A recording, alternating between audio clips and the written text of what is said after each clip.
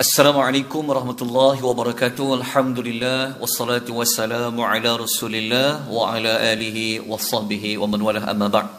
Tuan-tuan dan puan rahimani wa rahimakumullah, syukur kepada Allah, pada jam 1 petang kita dapat bertemu buat kali yang kedua ya. Tajuk kita adalah betulkan yang biasa, biasakan yang betul.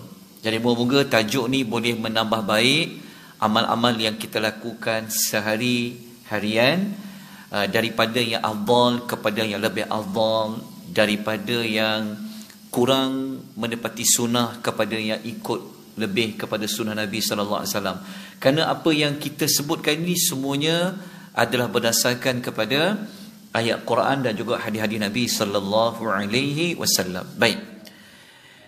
Yang pertama yang kita nak ambil pengajaran kita hari ini adalah, yang pertama adalah membaca surah Al-Baqarah untuk halau jin keluar. Apa pun jin, jin ibrit ke, jin pakai toceng ke, apa pun jin lah. Sebab apa tahu? Sebab yang biasa ataupun kadang-kadang masyarakat kita kalau masuk bangunan pejabat baru, rumah baru dan apa pun, biasanya akan membaca surah Yasin. Itu yang biasa dan kadang-kadang. Tetapi petang ini kita baiki, yang lebih baik kita baca suratul Al-Baqarah, bukan membaca surah Yasin. Boleh baca tak? Boleh baca sebab dia ayat Quran. Tetapi yang lebih tepat, yang selari dengan tuntutan Nabi sallallahu alaihi wasallam adalah baca suratul Al-Baqarah. Okey, dalil dia yang pertama. Okey, sabda Nabi sallallahu alaihi wasallam, "Innasyaitana yanfiru minal baitil ladzi." Nabi kata sesungguhnya syaitan akan menjauhi rumah, sama ada pejabat ke, rumah ke, mana-mana bangunan ke, allazi taqra'u fihi suratul Baqarah, yang dibaca suratul Baqarah di dalamnya. Nabi baca suratul Baqarah, panjangnya 280 ayat. Ya, tapi tak perlu baca one shot lah. Maksudnya pecah-pecahkan. Mungkin 5 muka, ambil waktu yang panjang tak apa, tapi habiskan 286 ayat. Itu yang disuruh oleh Nabi sallallahu alaihi wasallam. Okey, hadis kedua, iaitu hadis daripada Abu Umamah radhiyallahu anhu, sabda Nabi sallallahu alaihi wasallam, "Iqra'u suratul Baqarah." Bacalah kalian semua suratul Al-Baqarah. Fa'in akhzaha barakatun. Jika kamu ambil surah tu, kalau kamu baca dia, kamu amal dia, kamu akan dapat keberkatan. Wa tarkuha hasratun. Tinggalkan suratul Baqarah, satu kerugian. Dan di hujung tu yang kita jadikan sebagai dalil, wala tastati'uha batalatu. Dan tidak ada mana-mana sihir yang mampu melawan suratul Baqarah. Hadis riwayat Muslim. Jadi dua hadis ni memberikan kita petunjuk, kalau selama ini kita baca surah Yasin masuk rumah sebagainya, so kita tukar kepada membaca suratul Al-Baqarah. Sebab dalam suratul Baqarah mengandungi ayat kursi. Dalam suratul Baqarah mengandungi 2 ayat terakhir, ayat 285, 286 tu besar fadilatnya. Jadi itulah maklumat yang pertama. So sebelum ni kalau tuan-tuan baca surah Yasin, so kena baca balik Al-Baqarah apa ni? Tak adalah, tak perlu baca dalam. Dia akan datang baca suratul Baqarah. So yakin pada Nabi sallallahu alaihi wasallam. Okey, selesai nombor 1, jelas nombor 1? Boleh saya teruskan? Ya. Kalau mainkan MP3? Mainkan MP3 kita nak baca. Dia punya kesan dia tak sama dengan kita membaca dengan lidahnya. So lebih afdal kita membaca secara langsung lah. Tidak pasang kaset, tidak pasang video. Tapi kalau pasang, boleh juga, tak jadi masalah. Cuma kesan dia tak sama dengan membaca secara langsung. Okey, ada soalan lain sebelum kita pergi kepada isu kedua, tuan-puan? Banyak kita nak belajar ni. Ya, isu yang kedua ada? Jelas? Ada pertanyaan? Okey. Yang kedua, kalau kita nak bertaubat, ni nak masuk Ramadan ya. Taubat ni kena selalu taubat. Tapi kalau kita nak taubat, biasanya kita akan buat apa? Kalau nak taubat lah. Biasanya mungkin kita sembahyang taubat. Sunnah ya, ada sembahyang solat taubat tu wujud, ada dalam hadis Nabi SAW. Kemudian taubat tu macam biasa lah, istighfar. Tetapi ada satu amal yang pernah dilakukan oleh para sahabat dan Nabi iktiraf para sahabat tu buat adalah kalau kita nak bertaubat, kita iringi sedekah bersama dengan taubat. Sebab ni kalau kita nak bertaubat lah, contoh kita memang dah kita memang nak benar-benar bertaubat dah ni, nak taubat nasuha dah ni, maka kita lakukan juga buat amalan bersedekah untuk bertaubat. Besok kita sembahyang taubat, tapi pernah dengar sedekah taubat? Tak pernah dengar kan? Sedekah taubat sebenarnya wujud. Kenapa dengan sedekah diiringi untuk bertaubat?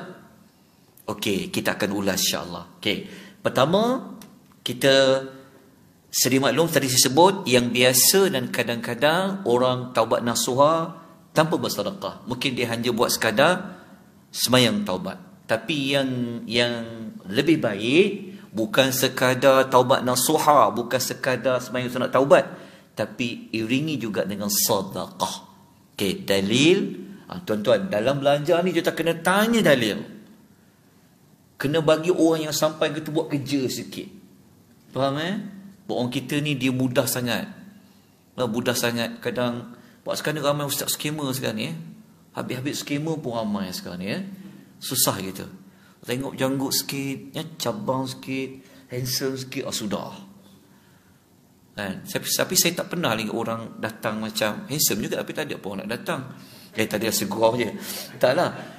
Orang Melayu ni dia macam tu. Dia mudah tak faham orang Melayu ni. Dia macam-macam. Mudah lupa Melayu juga. Mudah Okey. So dalam perkara ibadat, kalau ada mana-mana pihak kata buat macam ni dapat macam ni, buat benda ni dapat macam ni, tuan-tuan angkat tangan tanya, maafkan saya Pak Ustaz, saya nak tanya, ada rujukan tak apa yang Pak Ustaz sebut tu? Jadi saya akan kemukakan kepada tuan-tuan dalilnya. Itu baru betul-betul jadikan ibadat. Okey, dalil yang kata taubat sedekah, kisah Ka'ab bin Malik radhiyallahu anhu. Pernah dengar tak kisah taubat Ka'ab? Ka'ab bin Malik ni, tuan-tuan baca surah Taubah.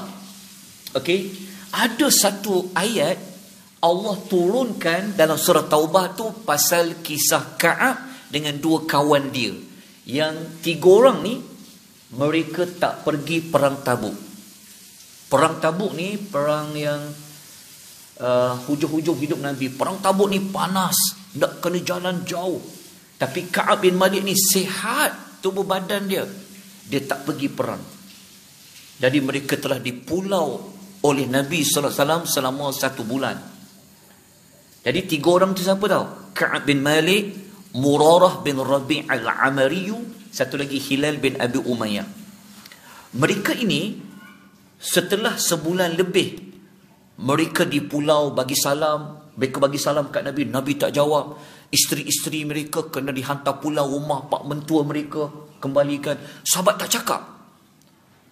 Jadi mereka ni bertaubat sampai satu ketika Allah turunkan ayat 118 muka surat 206 ayat ni dalam Quran. Nanti tuan cari Allah Ta'ala kata apa? Wa 'ala thalathati alladhi khulifu hatta idza daqat 'alaihimul ardu bima rahubat wa daqat 'alaihim anfusuhum wa dhannu alla malja'a minallahi illa ilayh summa taba 'alaihim liyatubu innallaha wattawwabur rahim. Okey, ayat ni pasal apa? Ayat yang kita baca ni ayat nombor 118, cerita, tengok terjemahan dia. Dan Allah menerima taubat 3 orang yang ditangguhkan taubat mereka apabila mereka rasa macam dah kena pulau, mereka rasa bumi yang luas selama ini menjadi sempit, jiwa mereka tertekan ni. Sebab Nabi tak nak layan mereka bercakap. Nabi tak benar kan. Akhirnya mereka bertaubat. Nampak ada perkataan tiga orang. Jadi Ka'ab bin Malik salah seorang daripadanya, dia bertaubat sampai turun ayat ni. Para sahabat pun kata, wahai Ka'ab bin Malik, taubat korang ni telah diterima. Lalu Ka'ab dia buat apa? Tengok ya. Dalam hadis riwayat Bukhari, Ka'ab bin Malik ni dia sebut, dia kata, sesungguhnya di antara bentuk taubatku adalah mengeluarkan semua hartaku sebagai sedekah untuk Allah dan Rasul. Dia cari taubat, dia bagi semua harta yang dia ada untuk Allah dan Rasul lah. Pada faham Okey. Nabi SAW cakap pada dia. Nabi kata, amsik alaika ba'd malika. Nabi kata, simpanlah sebahagian. Jangan kau bagi semua. Nabi kata, simpan sebahagian. Sebab itu lebih baik bagimu. Maknanya, Nabi terima tak sebahagian harta dia untuk sedekah taubat?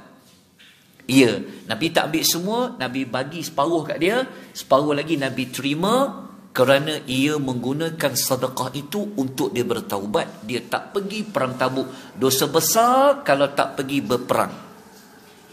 Okey, jelas. Daripada hadis ini, maka para ulama mengatakan sunnah kalau nak bertaubat, buat juga sedekah taubat. Kalau orang tanya, wujud tak amalan itu? Ada. Riwayat Bukhari 6690. Okey, para ulama hadis, mereka mencari jawapan. Apa justifikasi kalau nak taubat kena sedekah harta?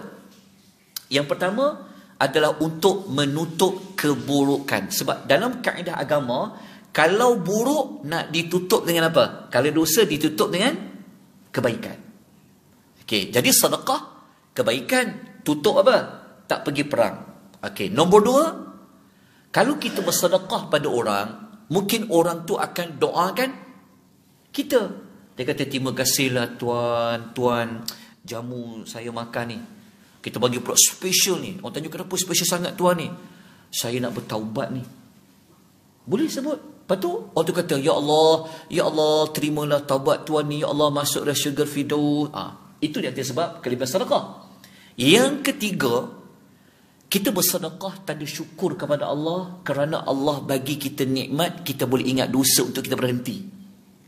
Jadi caranya, terima kasih ya Allah, Engkau bagi aku ingat dosa ni, betul aku nak bertaubat, maka kita sedekah. Tanda syukur. Nombor 4 adalah untuk elakkan kadang-kadang dosa kita buat tu berpunca daripada wang. Duit kada banyak ni, boleh buat apa duit ni? Dunia ni ana yang punya. Tak? So dengan duit ni boleh buat dosa. Jadi moga-moga dengan sedekah harta tu boleh sekatlah dosa-dosa daripada harta. Itu hikmah dia yang nombor 4. Hikmah nombor 5 adalah untuk menyempurnakan taubat. Selesailah kita isu untuk betulkan yang biasa. Yang kedua apa? Kalau nak bertaubat, buatlah juga sedekah taubat. Bukan hanya pada sembahyang taubat. Okey, jelas tuan-tuan? Apa ya? Okey, jom kita pergi nombor 3. Nombor 3 ni pasal bayar hutang pula. Bayar hutang. Biasa kalau pinjam RM100, bayar berapa ratus ringgit? Pinjamkan kepada siapa? Nur Nilam Sari kan? Kalau pinjam duit RM100 kat Nur Nilam Sari, lepas ni sunnah jangan bagi 100. Bagi dia RM110 ke, RM130 ke, RM150. So kalau Nur Nilam Sari tanya, awak bayar lebih cik? Sunnah Nabi SAW. Oh iya ke? Lepas ni nak pinjam lagi tak? Aku bagi. Aku bagi ke hang 200 pula. Kata, ada ke macam tu? Okey, mari kita tengok dalil dia. Okey, tapi jangan bagi kat bank hadis ni. 4. Jangan bagilah, kat kawan kita bagi. Lepas ni kita umumkan. Siapa-siapa sahabat-sahabat nak pinjam duit, silakan. Tapi sambil tu, sebelum tu saya nak bacakan hadis Nabi SAW. Okey, dia sebenarnya tengok tadi dulu. Okey, Jabir bin Abdullah radhiyallahu anhu dia kata, Jabir sahabat Nabi, dia kata, kana li alayya Nabi sallallahu alaihi wasallam dainun. Nabi sallallahu alaihi wasallam berhutang kepada aku. Nabi pun berhutang jugalah. Lepas tu apa Nabi buat? Faqadani wa zadani. Nabi bayar hutang itu dan Nabi lebihkan bayaran itu kepadaku. Hadis riwayat Bukhari. Cuma jangan sewaktu nak akad berhutang ketika itu jangan cakap nak bayar lebih. Itu tak boleh. Dia kena jadi riba. Kita kata, okey, Nur Nilam Sari, aku terima pinjaman RM100 ini, aku bayar nanti bulan depan dengan jumlah RM150. Itu tak boleh. Dia tak boleh, kita tak boleh akad ataupun kawan kita kata pak kita, Ali, nah aku pinjamkan kau 100, kau minta kan, tapi kau kena bayar aku 150. Itu tak boleh, itu jadi riba. Tapi waktu mula kita janji kat dia, okey, aku pinjam 100, aku bayar 100. Tapi waktu kita bayar tu, kalau kita ada lebihan, kan, maka kita boleh bagi kepada orang tu lebih. Saya tanya, kenapa lebih RM30 ni? Pada sunnah Nabi SAW, Nabi pernah hutang dulu kepada Jabir bin Abdullah. Pasti dia akan tanya, lepas ni kalau nak hutang, hamisih je nak, hamisih bagi tahu dekat aku. Riwayat Bukhari dan Muslim. Tuan-tuan, sebenarnya berhutang ni, tuan-tuan boleh masuk syurga pun boleh. Sebab tu Nabi SAW mengatakan, manusia yang terbaik adalah manusia yang terbaik dalam bayar hutang ni. Betul, jangan malu berhutang, tapi bayar dengan elok. Dia akan jadi orang yang terbaik dalam bayar. Hadis riwayat Bukhari dan juga Muslim. Kita dapat tuan-tuan, amalan nombor 3. Okey, jalan, alhamdulillah, syukur pada Allah. So siapa-siapa yang ada hutang tu boleh baca bagi hadis ni kat dia lah. Itu sunnah Nabi SAW juga. Tapi tak paksa lah, tapi jangan paksa kalau hang mampu bagi je lah ikut sunnah Nabi SAW. Terima kasih sebab kita susah, ada kawan boleh tolong kita, so kita bagi hadiah pada dia. Baik, yang keempat ni pasal zikir lah. Ada tempat tu tau, jemaah tu duduk ujung dekat tiang, memang dia tengah pegang tasbih tau. Kita ajar tajuk ni, lepas dia dengar tu dia sorok tasbih dia. Sunnah berzikir guna jari ke berzikir guna tasbih? Bukan tak boleh, tuan-tuan jangan salah faham. Ini bukan bincang tentang bidah dan bid'ah. Diharuskan untuk menggunakan tasbih. Tetapi yang lebih afdal, ini yang kita nak betulkan tajuk dia. Betulkan yang biasa, biasa ke yang betul. Yang biasa kadang-kadang kita guna tasbih atau alat pengira tu, alat tekan-tekan kan, ataupun ambil yang pramugari punya tu, berapa kan, nak kira kan. Okey, tapi kalau mampu, gunalah jari jemari. Ada dalil tak Ustaz? Tuan-tuan kena tanya tu. Tuan-tuan jangan dengar cakap saya je. Tuan-tuan kena tanya, ada sumber rujukan tak? Tuan-tuan kena tanya, belajar memang kena macam tu. Supaya kita buat ibadat tu biar yakin, ada dia punya rujukan dia. Okey, hadis riwayat Abu Dawud. Ada ni kategori Hasan. Yasirah binti Yasar, ni seorang perempuan, Yasirah binti Yasar radhiyallahu anha, sahabat-sahabiah Nabi. Nabi SAW pernah menyuruh kami. Nabi kata apa? Alaikunna bitasbihi wa tahlili wa taqdisi. Nabi kata, hendaklah kamu semua bertasbih, mengucapkan la ilaha illallah, bertahlil, bertaqdis, sucikan Allah. Lepas tu Nabi kata apa? Wa ayyaqidna, kamu kiralah tasbih tadi ke, tahlil tadi ke, bil anamil, dengan jari jemari. Kenapa? Fa innahunna mas'ulatun mustantaqatun, kerana jari jemari itu nanti dia akan ditanya dan dia akan bercakap. Ingat tak dalam surah Yasin, tangan buat apa nanti di akhirat? Allah tutup mulut ni. Al-yawma nakhtimu ala afwaihim wa tukallimuna aydihim, kan? Kata kami akan tutup mulut-mulut mereka dan tangan-tangan mereka akan bercakap. So tangan ni, jari jemari akan cakap berapa kali tasbih, berapa kali ni. Tak boleh faham tak? Bahaya juga tangan ni. Susah juga. So macam mana nak kira dia? Ingat tak kita belajar siri 1 tempoh hari, 25 kali tasbih, 25 kali ni kan, macam mana nak kira dia? Okey, sebenarnya setakat ni wallahu alam, mungkin saya tak jumpa, mungkin dia ada. Setakat ni kita tak jumpa lagi cara macam mana Nabi tunjukkan guna jari jemari. Tak pernah lagi lah, tak jumpa lagi. Tapi kita tahu dekat jari-jari kita ni ada ruas kan. Ruas-ruas ni kalau tuan-tuan guna semua sekali, dia boleh jadi 33. Jadi senanglah kalau nak tasbih 33, guna ruas-ruas ni.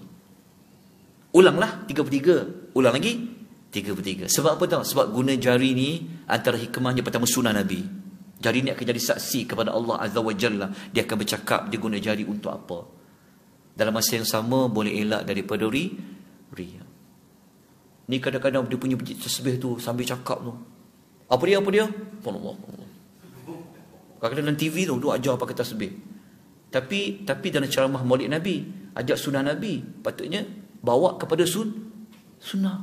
Ini perlu biji tasbih tu macam Sholin punya tu. Besar-besar tu, ya Allah. Dia nak buat apa duk tunjuk kat orang nak zikir? Yang paling baik adalah ikhlas. Dia kalau tak cuba guna jari memang tak biasa. Benda dah biasa ni lama-lama boleh guna, boleh sorok. Orang pun tak tahu. Oh, dia berzikir rupanya. Kalau pegang tasbih boleh nampak. Tuan-puan, ini sunnah Nabi yang keempat. Siapa yang jual tasbih, saya minta maaf lah Jamaah saya pula habis saya kena pukul nanti. Tak bagi jual tasbih kayak koka lah, kayak tasbih macam-macam. Bukan tak boleh ya. Tapi kadang-kadang orang tunggang agama tu. Bolehlah tasbih bijak koka kerana sekian-sekian. Ya Allah. Kita dengar pun macam dia kontradik dengan sunnah Nabi tau. Okey, tuan-tuan cepat jelas Okey, tapi bukan salah tak salah. Tak salah. Dia macam wasilah saja, macam kita guna mikrofon untuk keluarkan suara, untuk azan, boleh, tak jadi masalah. Cuma lebih baik guna jari jemari. Okey, nombor 5. Nombor 5, isu yang kelima adalah cara nak jawab orang kirim salam. Biasa kalau orang kirim salam ke tuan-tuan, dia jawab apa? Man, Ali kirim salam kat kau, Man. Jawab apa? Waalaikumsalam. Okey. Betul ke yang itu cara Nabi buat? Okey, yang tepatnya itu dah okey dah tadi tu. Waalaikumsalam. Waalaikumsalam tu tuju kat siapa? Waalaikumsalam. Tanya. Dia kata apa? Man, Ali ke salam kat hang. Dia ke salam kat hang salam madani. Saya jawab macam mana? Pertama tolong jangan gunakan salam tu dengan benda lain. Kadang-kadang salam Isnin, salam Selasa, salam Rabu, salam Khamis. Nak jawab apa? Waalaikumsalam Isnin, Waalaikumsalam. Sudah. Tak ada. Salam tu Assalamualaikum. Nanti saya akan tunjukkan contoh dia. Yang ni bukan isu pasal bagi salam. Ini isu untuk menjawab orang kirim salam.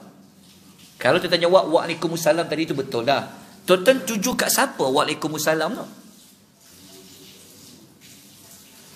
Tuan tuju dekat man tu ke? Tuan tuju dekat siapa? Betul tak? Okey, sunnah Nabi yang tepat, kalau ada orang kirim salam kepada kita, pertama kena tahu dulu, perbuatan kirim salam ni wujud ke? Betul tak? Kirim salam ni wujud tak? Sebenarnya wujud. Ada hadis iaitu Jibril pernah kirim salam kepada Nabi, kepada Khadijah. Ada, boleh, itu boleh. Tapi macam mana nak jawab? Okey, yang lebih tepat kita jawab kepada dua pihak. Pihak yang kirimkan salam, pihak yang membawa kiriman salam. So, macam mana dia nak sebut? Okey, begini, saya buat satu contoh. Okey, dalil dia yang biasa kita jawablah Waalaikumsalam warahmatullahi wabarakatuh. Kum tu kembali kepada siapa? Kamu tu. Okey, so lepas ni kita kena ubah. Okey, dalil pertama. Kata Aisyah radhiyallahu anha, Nabi SAW telah berkata kepada aku. Nabi kata, ya Aisyah, ini Jibril dia yaqra'u alaikis salam, dia telah sampaikan salam kepadamu. Maknanya wujud amalan kirim salam. Cuma ingat, berat dia nak kirim salam sebab dia amanah. Okey, kita tanya dia, kau sanggup tak ni sampaikan salam ni? Okey, aku senang nak jumpa dia. Okey, sampaikan salam. Jadi Jibril kirim salam kepada Aisyah melalui Nabi. Aisyah jawab apa? Wa alaihi salam wa rahmatullahi wa barakatuh. Aisyah jawab salam kepada Jibril. Wa alaihi, ke atasnya, hi tu ke atas Jibril itu, assalamualaikum warahmatullahi wabarakatuh. Okey, tak habis lagi. Ini hadis riwayat Bukhari. Yang ni jawapan dia lah. Okey, so yang tepat kita ambil hadis Aisyah tadi, lepas tu kita gabung hadis ni. Ambil hadis yang kedua, hadis riwayat Imam Ahmad. Ada seorang lelaki, dia masuk jumpa Nabi. Dia kata macam ni. Dia kata, ya Rasulullah, bapa aku sampaikan salam kepada kamu. Nabi jawab apa? Wa alaika wa ala abika salam. Nabi kata apa? Untuk engkau pun ucapan salam, untuk bapa engkau pun ucapan salam. Maknanya doa kepada dua pihak. Dalam bahasa kita macam mana nak jawab? Tanya, Man, Ali ke salam kat engkau, Man. Kita nak jawab apa? Ali kena jawab apa? Ali kena jawab, engkau yang ke salam, yang bawa salam tu kepada aku, yang kirim salam tu pun, kedua-dua engkau. Wa alaika wa alaihi. Kalau tak di bahasa Arab tu, alaika tu kamu tu yang pengirim, wa alaihi ke atasnya tu yang sampaikan salam tu. Kalau perempuan, tukarlah. Kalau yang kirim tu perempuan, yang bawa tu pun perempuan, kita katalah wa alaiki wa alaiha salam. Kalau tak boleh bahasa Arab, takut tertukar nanti kan.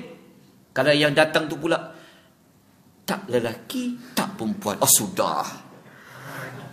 Macam mana nak jawab? Macam mana nak jawab?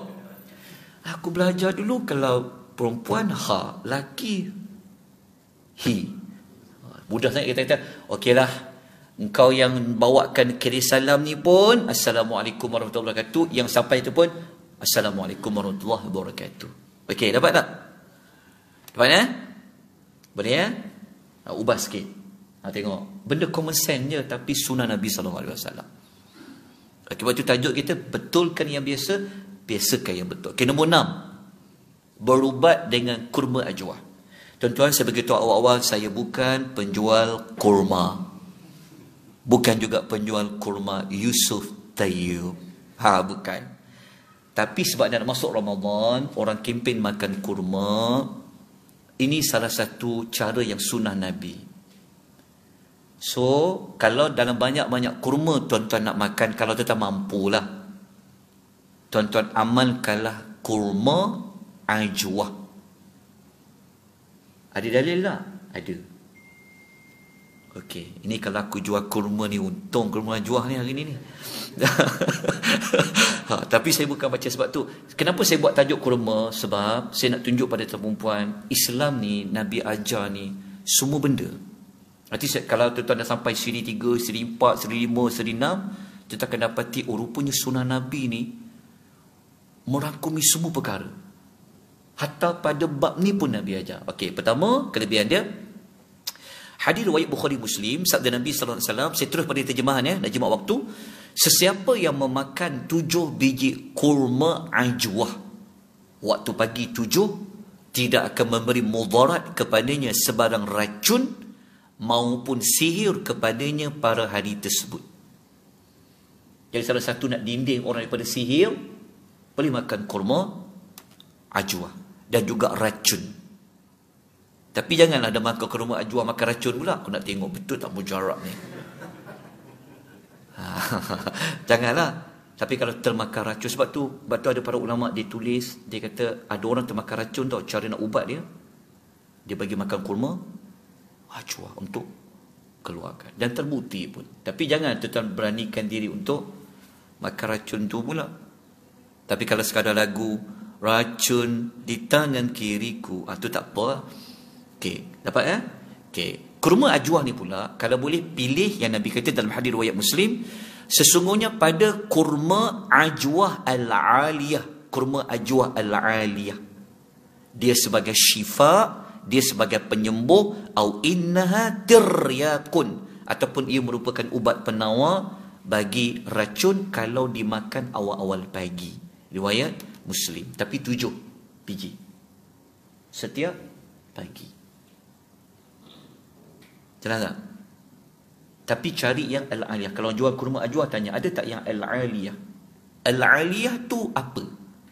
Dalam penerangan Imam Nawawi dia sebut al-aliyah adalah kawasan yang paling dekat dengan Madinah. Dia dekat Madinah lah.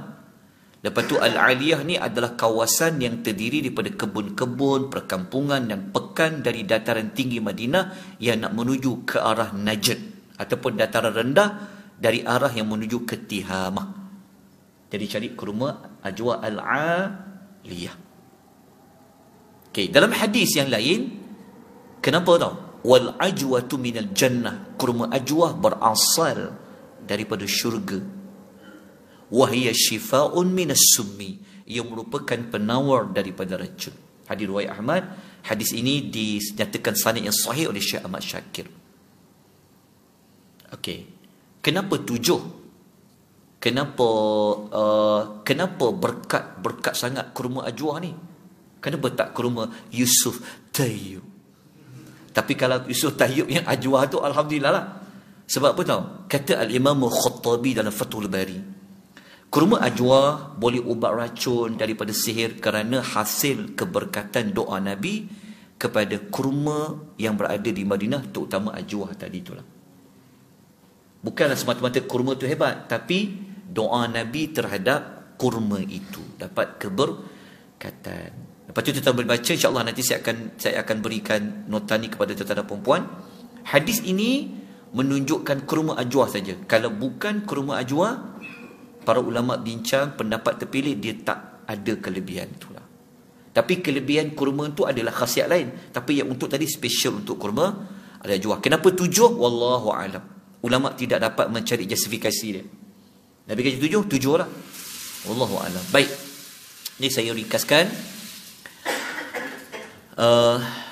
Tuan-tuan pernah belajar tip Nabawi kan? Nanti kalau ada sempat sikit waktu, saya akan ajar tuan-tuan macam mana nak jadi tok bomo. Mari kita buat. Betul. Berubat. Nanti tak payahlah nak panggil Pak Ustaz lah, panggil siapa datang tak perlu. Tuan-tuan berubat sendiri. Lepas tu buat live TikTok. Jampi. Macam mana nak belajar jampi? Lepas ni asyik cuti je. Sebab apa? Banyak projek jampi orang. Nanti kita akan belajar lah dekat bab yang satu lagi nanti. Okey. Tapi macam bagus juga saya bawa tajuk tu. Tapi tak apalah, nanti saya akan bawa mungkin bulan depan ke. Okey, nombor 7. Amal yang kita kena betulkan. Yang ke-7, kadang-kadang ni di antara yang sangat penting lah. Ada ucapan kita yang kadang-kadang dalam statement kita tu boleh buat syirik tau. Contohnya apa? Contohnya macam ucapan, okey, kita kata, kita akan berjuang demi agama, bangsa, negara. Syirik tak? Jadi syirik. Sebab apa? Sebab kita letakkan setaraf agama, setaraf dengan negara, setaraf dengan bangsa. Tak boleh sebenarnya. Sepatutnya kita kena letak satu perkataan yang membandingkan yang atas, yang bawah-bawah. Saya setuju. Nampak macam biasa kan? Betul tak? Demi parti kita, demi takbir. Dia punya semangat. Dia tak tahu ucapan dia tu. Okey, saya tunjukkan dalil dia. Okey, pertama. Okey, ada satu ayat Quran, ayat 22, surah Al-Baqarah, muka surat nombor 4. Nanti cari dalam Quran ayat ni nombor 4. Kalau tak jumpa lagi, dah tak lama dah tuan-tuan dan perempuan tu. Okey, ayat ni Allah Ta'ala kata apa? Fala taj'alu lillahi andada wa antum ta'lamun. Maka janganlah kamu mengadakan sekutu-sekutu lain bagi Allah sedangkan kamu semua mengetahui. Okey, ayat ni diulas oleh Ibnu Abbas radhiyallahu anhuma. Ibnu Abbas ulas, dia kata perbuatan syirik ni Satu perbuatan yang sangat susah kita nak cam dia. Umpama semut yang berayap di atas batu yang hitam, dalam batu hitam tengah malam pula. Okey. Lepas tu dia bagi contoh. Dia kata antara contoh yang menyebabkan seorang itu boleh jatuh syirik. Dia kata, demi Allah dan demi hidupmu wahai fulan. Ada tak orang cakap macam tu? Kadang-kadang ada lagu-lagu ni, kadang-kadang lagu-lagu, kan banyak lagu-lagu cinta sekarang ni. Tak? Kalau lagu hasrat tu okey lagi lah. Ya. Tapi baru ni lagu angau. Aku dah fikir juga lagu angau. Tapi sedap juga lagu tu kan. Tak? Tapi ada lagu-lagu ni kadang-kadang dia punya taraf cinta dia macam lagu dia, aku cinta engkau demi engkau, demi cintaku padamu. Dia kadang-kadang lagu ni kadang-kadang kalau kita tak hati-hati kadang bawa macam samakan dengan taraf Tuhan. Tak boleh. Aku buat ni semata-mata demi Allah dan demi engkau, demi hidupku. Ataupun dia kata, kalau bukan kerana anjing ni lah, tentu pencuri itu tak datang. Dia kata kalau kerana anjing ni, tentu pencuri itu. Kata kerana anjing ni lah kita selamat daripada pencuri. Ataupun dia kata kat kawan dia, atas kehendak Allah dan kehendak kamu. Kita kata aku buat ni semata-mata kerana Allah dan juga kerana kamu. Tu macam sama kan. Okey. Ataupun kita kata kalau bukan kerana Allah dan kerana si fulan, kita letakkan dan no. Dia tak boleh. Macam ni nak buat dia? Nak bagi dia tak samakan Allah dengan tujuan lain? Okey. Ini dipanggil apa? Kalau tuan-tuan cari dalam artikel laman fatwa Jabatan Mufti Wilayah, dia tak akan jumpa lah. Ada banyak jenis-jenis syirik. Ini dipanggil syirik asbab. Menyandarkan, antara contohnya menyandarkan satu kesan terhadap sebab tertentu yang bersifat adat, seperti berpegang kerana bahawa manusia itu kenyang kerana makan. Jadi kita katalah, kerana ubat aku sihat. Itu di antaranya. Okey, mari kita tengok. Contoh dalil yang Nabi larang, kisah seorang lelaki. Dia pernah cakap dekat Nabi, dia kata macam ni. Dia kata, Masya Allahu wa syi'ta. Dia kata, atas kehendak Allah dan kehendak kamu. Kalau dia guna dan tu maksudnya apa? Sama kan? Nabi tegur. Nabi cakap apa? Aja'altani lillahi nidda? Engkau nak jadikan aku ni sebagai tandingan kepada Allah ke? Lepas tu Nabi minta dia buat apa? Masya Allahu wahdah. Hendaklah kau ucapkan hanya atas kehendak Allah. Jangan letak atas kehendak aku. Jadi para ulama bincang lagi. Cara dia mudah je. Cara dia mudah dia. Tuan-tuan kena tukar. Macam Nabi ajar yang tadi kan. Nabi tak bagi. Nabi kata, terbaik kau kena cakap hanya kehendak Allah saja. Tapi kalau nak kata kehendak Nabi, dia kena guna perkataan ni. Nabi kata, jangan kau berkata Masya Allah wa sya'a fulan. Jangan kau kata atas kehendak Allah dan kehendak seseorang. Akan tetapi ucaplah atas kehendak Allah, thumma, kemudian kehendak seseorang. Nampak tak? Kalau sebut kemudian tu macam bawah sikit. Itu saya kata dia tu. Saya sanggup mati kerana agama, kemudian kerana negara. Itu baru betul. Tak boleh kata saya sanggup mati kerana Allah, kerana negara, kerana bangsa. Itu tak boleh. Dia tak boleh letak dan. Kalau letak dan tu macam sama. Tak boleh. Jadi caranya tukar, hanya ubah perkataan kemudian supaya jangan letakkan dia sama. Macam Nabi sebut hadis ini, Nabi kata jangan sebut kerana kehendak Allah dan kehendak aku, tapi hendaklah kamu kata hanya kehendak Allah dan kemudian kehendak seseorang. Jelas ya? Hadis riwayat Abu Daud. Dan last kali kita berhenti pukul 10 pula. Kenapa? 5 minit lagi. 5 minit ya. Saya kunci 5 minit, saya berhenti. Ya, saya janji. Saya kena tunaikan janji. Ya, saya ulang, saya kena tunaikan janji ya. Sikit lagi 5 minit lagi. Okey, nombor 8, satu lagi ucapan rest and peace. Biasa sebut tak? Yang ni kalau boleh jangan ya. Jangan disebut. Apa maksud rest and peace? Tuan-tuan tak bisa guna kan? Okey. Rest and peace ni, tengok dekat kubu-kubu orang yang bukan Islam, dia guna. Rest and peace ni macam, semoga engkau mendapat rahmat, ketenangan dalam kubur. Yang ni tak boleh. Tengok ya. Kenapa tahu? Kerana dalam ayat Quran surah Taubah ayat nombor 113 Allah mengatakan tidak dibenarkan bagi Nabi dan orang beriman meminta ampun bagi orang-orang yang musyrik. Sebab rate ni macam semoga dapat rahmat Tuhan, semoga engkau dapat. Itu sebenarnya tak boleh bagi orang yang bukan Islam. Nabi, sebab ayat Quran kata tak dibenarkan bagi Nabi dan orang beriman meminta ampun bagi orang musyrik sekalipun dia kaum kerabat sendiri sesudah jelas orang itu memang mati sebagai musyrik.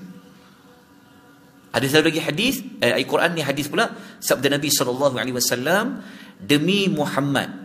Ayat ini dalil menunjukkan bahawa siapa yang mati tak beriman pada Nabi dia adalah kafir lah. So dilarang di dalam agama.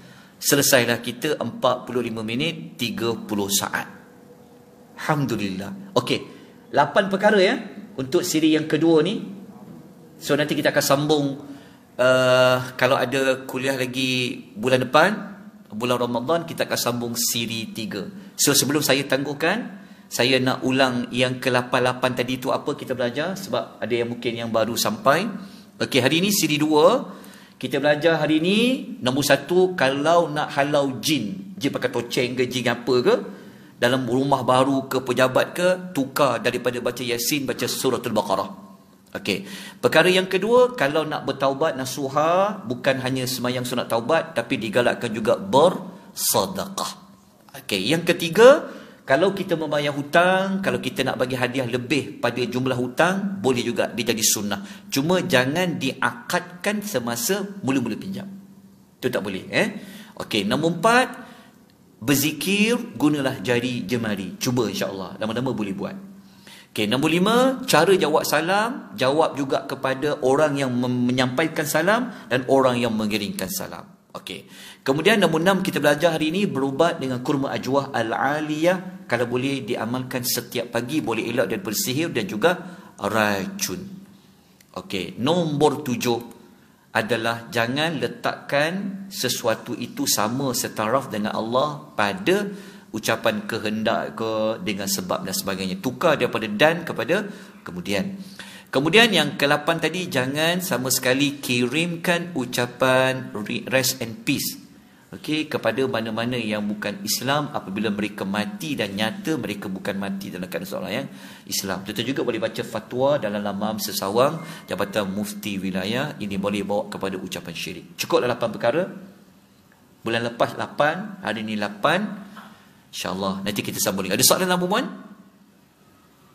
Ada pertanyaan?